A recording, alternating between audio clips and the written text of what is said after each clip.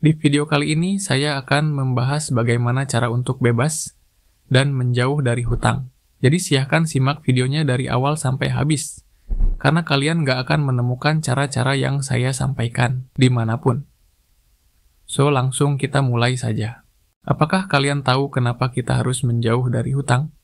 Baik itu kita yang berhutang kepada orang lain, atau kita yang menghutangi orang lain. Memang terdengar tidak biasa, tapi di sini saya akan menyarankan kepada Anda untuk tidak menghutangi orang lain, walaupun itu sahabat, keluarga, atau kerabat dekat. Karena banyak hubungan dekat, seperti persahabatan, bahkan sampai hubungan antar sesama keluarga rusak karena hutang. Banyak dari Anda mengira bahwa dengan memberikan pinjaman kepada teman atau keluarga, bisa menolong mereka yang sedang dalam kondisi sulit. Tapi faktanya banyak dari mereka yang justru tidak pernah membayarnya. Sehingga seringkali terjadi pertengkaran. Bahkan putusnya silaturahmi karena hal ini. Terdengar menyeramkan, bukan? Membayangkan orang terdekat kita saat ini tidak lagi mengontak kita hanya gara-gara hutang. Tapi tenang saja. Bukan berarti saya mengatakan kalau Anda sama sekali tidak boleh memberikan bantuan berupa uang kepada mereka. Justru di video ini saya akan mengajarkan bagaimana cara yang tepat untuk memberikan hutang kepada mereka, yang akan saya bahas di poin terakhir video ini. Jadi pastikan kalian menonton sampai akhir agar tidak salah paham. Jadi mari kita mulai.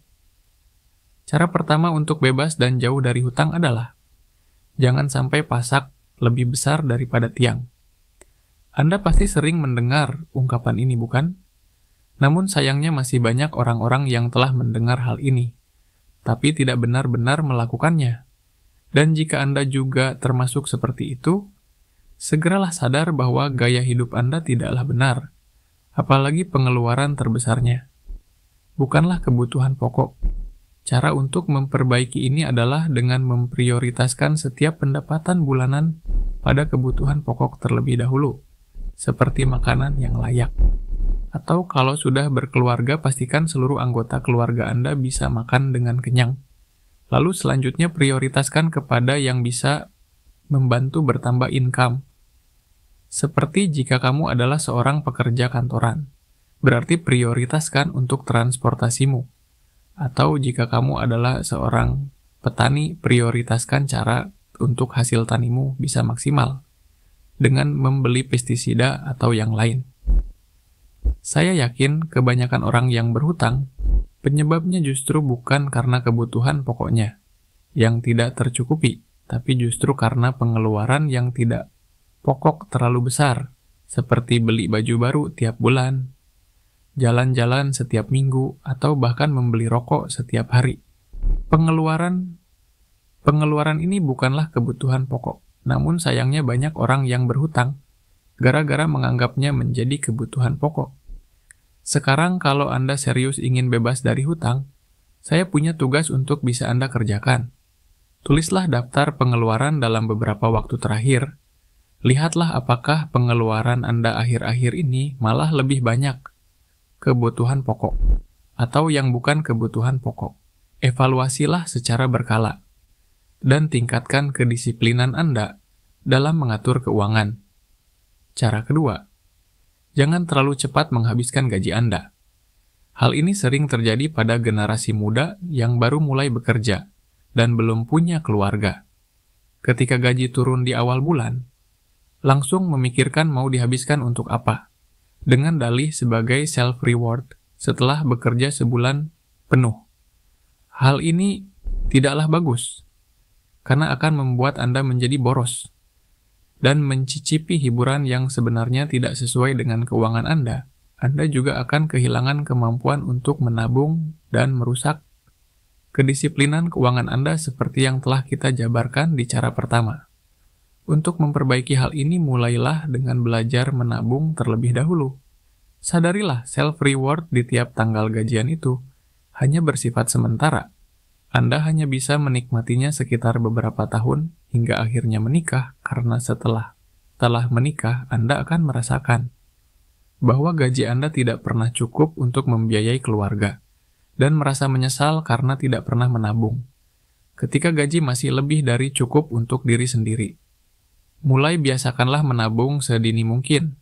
Ini bukan tentang berapa nominal yang telah Anda miliki di tabungan.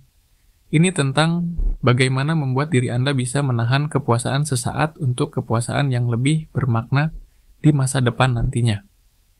Jika Anda masih muda dan mengalami situasi seperti ini, saya punya pesan untuk menyemangati Anda. Bertahanlah dengan komitmen yang Anda pilih. Mungkin akan terlihat tidak menyenangkan di mata orang lain, tapi komitmen untuk tidak menghambur.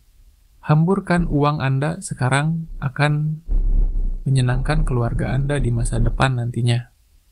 Jadi berhentilah menyembunyikan foya-foya Anda dengan kalimat self-reward, dan mulailah untuk menahan diri dan menabung untuk masa depan yang lebih jauh lagi. Cara ketiga, jangan berikan orang lain hutang, termasuk sahabat, keluarga, atau kerabat dekat Anda. Seperti yang sudah kita bahas di awal, kalau Anda tidak ingin berhutang, maka jauhi jugalah memberi hutang, karena dua hal itu pasti akan saling berkaitan. Tidak ada orang yang suka memberi hutang, tanpa sebenarnya ia juga memiliki hutang pada orang lain. Cobalah lihat pada teman-teman di sekeliling Anda, pasti mereka saling memberikan hutang satu sama lain, hingga akrab pada putaran hutang seperti itu terus-menerus. Jadikanlah aktivitas hutang itu sebagai hal yang tabu bagi diri Anda, dan buatlah diri Anda untuk enggan meminta pinjaman. Salah satu caranya adalah dengan tidak pula memberi hutang kepada orang lain. Hingga dengan demikian kehidupan Anda menjadi asing dengan hutang. Lalu, bagaimana jika yang ingin meminjam atau berhutang justru sahabat, keluarga, atau kerabat dekat?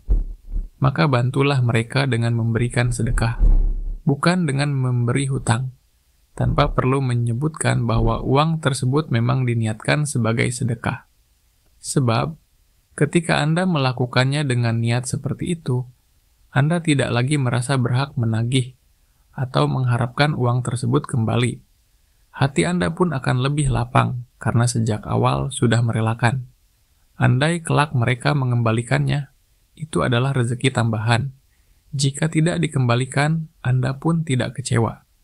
Dengan cara ini, hubungan silaturahmi tetap terjaga dan tidak rusak hanya karena perkara uang yang tak kunjung dikembalikan. Supaya lebih jelasnya silahkan simak contoh berikut dengan baik. Bayangkan Anda memiliki seorang sahabat lama bernama Rudy.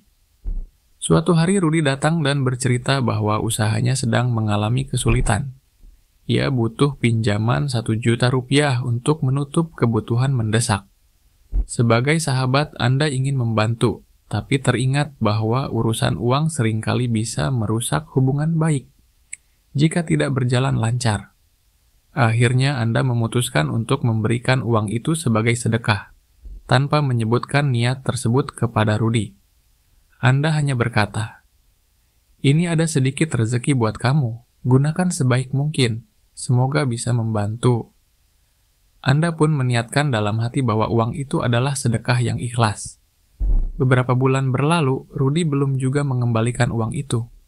Namun karena sejak awal Anda sudah merelakan, hati Anda tetap tenang, bahkan hubungan persahabatan tetap terjaga baik, tanpa ada rasa kesal atau kecewa. Anda pun berpikir, kalau suatu saat dia mengembalikan, alhamdulillah. Kalau tidak, tak masalah, toh niatku memang sudah untuk bersedekah. Tapi penting juga untuk diingat, jangan pernah memberikan untuk kedua kalinya untuk orang-orang yang sebelumnya tidak membayar hutangnya kepada Anda dengan alasan apapun, karena itu artinya ada yang salah dengan sikapnya, dan Anda harus berhati-hati karena itu. Kesimpulan. Jadi kesimpulannya jangan pernah berhutang dan memberi hutang dengan cara apapun, jikalau yang meminta itu orang terdekat. Jangan pernah memberinya hutang, berikanlah uang dengan niat sedekah, agar nantinya tidak merusak hubungan. Hindarilah berhutang dengan memprioritaskan apa yang benar-benar penting. Dan mulailah untuk menunda kesenangan saat ini untuk kesenangan jangka panjang di masa depan yang jauh nantinya. Jadi itu saja untuk video kali ini. Jangan lupa untuk like, dan subscribe-nya jika Anda menyukainya, dan sampai jumpa lagi di video lainnya.